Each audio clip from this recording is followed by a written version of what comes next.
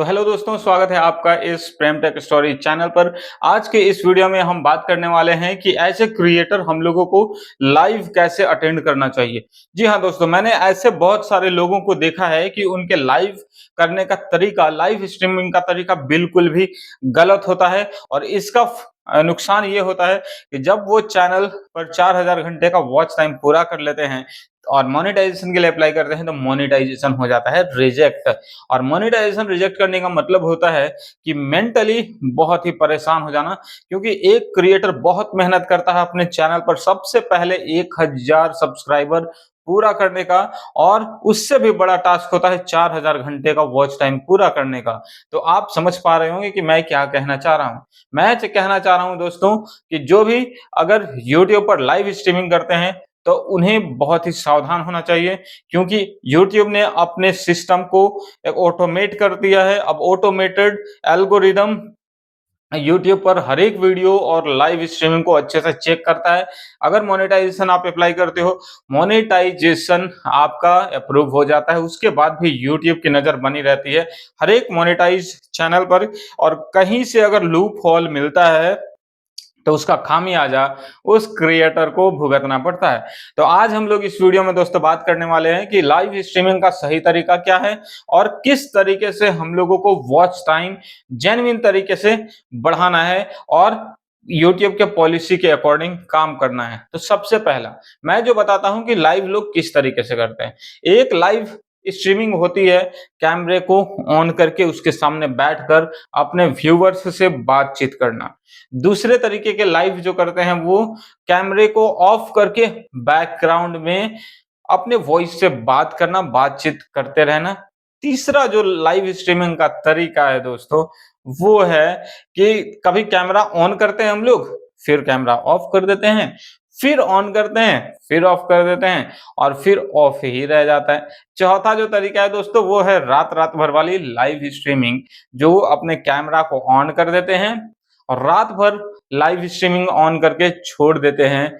और एक पांचवा तरीका भी है दोस्तों कि लोग अपने कैमरा को ऑफ रखते हैं, रात भर आराम से लाइव स्ट्रीम होती रहती है, उससे चैट पार होता रहता है, स्क्रॉलिंग होता रहता है, लोगों के कमेंट्स आते रहते हैं। अब इस तरीके के 5 तरीके की लाइव स्ट्रीमिंग में मैं आपको बताता हूं कि कौन कौन सा तरीका आपके लिए सही है और कौन कौन सा सबसे खतरनाक होगा आपके फ्यूचर में यूट्यूब ग्रोथ करने के लिए। ठीक है, तो पहला तरीका, जो भी क्रिएटर अपनी लाइव स्ट्रीमिंग कैमरा को ऑन करके फेस लाइव करते हैं और लोगों से बातें करते हैं, अपने व्यूवर से बातें करते हैं, वो एकदम करेक्ट तरीका है लाइव स्ट्रीमिंग का। उसमें आपको कोई भी दिक्कत नहीं होने वाली है फ्यूचर में। लेकिन कंडीशन क्या है दोस्तों, आपके लाइव स्ट्रीमिंग में कोई भी वेपन टाइप की चीज नहीं होनी चाहिए जिससे कि एल्गोरिदम को लगे कि यहाँ पे दंगा फसाद वाली बातें हो रही हैं। दूसरा कि इस फेस लाइव में किसी बच्चे की आवाज नहीं आनी चाहिए। मतलब बच्चे की आवाज से मतलब है मेरा कि बच्चे के रोने की आवाज बिल्कुल भी नहीं आनी चाहिए।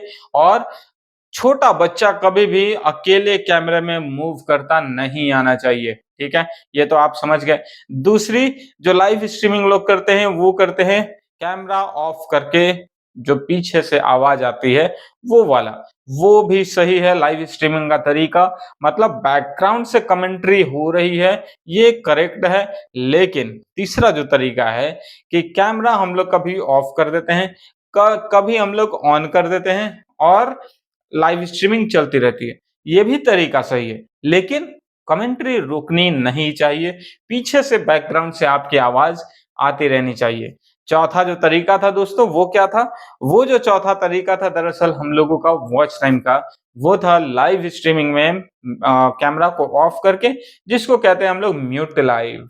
तो ध्यान दीजिएगा दोस्तों, ये म्यूट लाइव इतना खतरनाक होता है जिसको कि आप कल्पना भी नहीं कर सकते और बाद में आपको पता भी नहीं चलेगा कि ऐसा क्या हमने कर दिया। म्यूट लाइव का मतलब ये होता है कि आप धीरे धीरे अपने यूट्यूब चैनल को ग्रोथ होने से म्यूट करते जा रहे हो। जी हाँ, अभी आपको सोचकर अजीब लग रहा होगा, अगर आपने ऐसा लाइव स्ट्रीमिंग किया होगा आपको डर लग रहा होगा, लेकिन डर लगना लाजमी है, क्योंकि आपको जानकारी नहीं थी इसकी और आप म्यूट लाइव करते चले गए हो। तो अगर आप ऐसा करते चले गए हो तो उस लाइव स्ट्रीम को मोनेटाइजेशन से पहले कर देना डिलीट। अब मैं क्यों बोल रहा हूँ ये चीज़ ध्यान से समझ लो। यूट्यूब का एल्गोरिदम चाहता है कि यूट्यूब पर कोई भी स्पैम टाइप का एक्टिविटी नहीं होना चाहिए। जेन्युइन ह्यूमन बीइंग वाला उसमें रिलेशन होना चाहिए, मतलब ह्यूमन टच होना चाहिए एक लाइव स्ट्रीम में।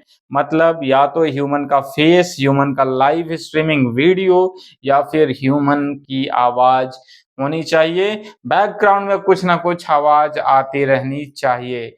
और म्यूट लाइव में अगर ऐसा है, इसका मतलब है उसमें कुछ स्पैम एक्टिविटी हो रही है, कुछ वेबसाइट्स या फेक वेबसाइट्स के माध्यम से उस पर व्यूवर्स को गेन किया गया है और वॉच टाइम को बढ़ाया जा रहा है।